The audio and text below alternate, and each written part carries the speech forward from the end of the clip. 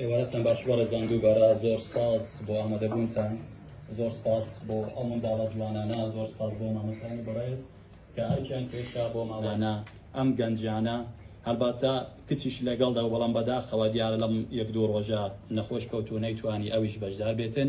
ئەجینە کچانی ئێمەش وەکو شان بەشانی کوڕەکان چ لە بوارەکانی پەروەردار، چ لە بوارەکانی هونەر، وەرزش، پێشمەرگایەتی، کۆڵنەدان، شان بەشانی پیاوەکان بووینە بۆ ئەوەی ئێمە هەمومان لێرە بتوانین بە یەکەوە دابنیشین بە سەربەرزی لە ژێر ئاڵای خۆمان لە سایە حکوومەتی خۆمانە بە ئازادی و بە ئاشتیە.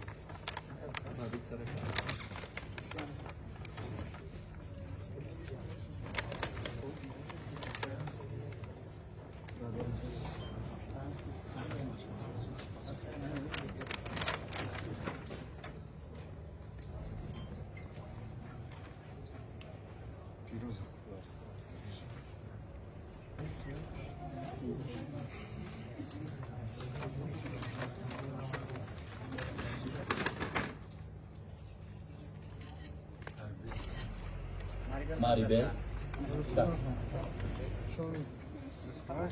بستیان وەنەڕان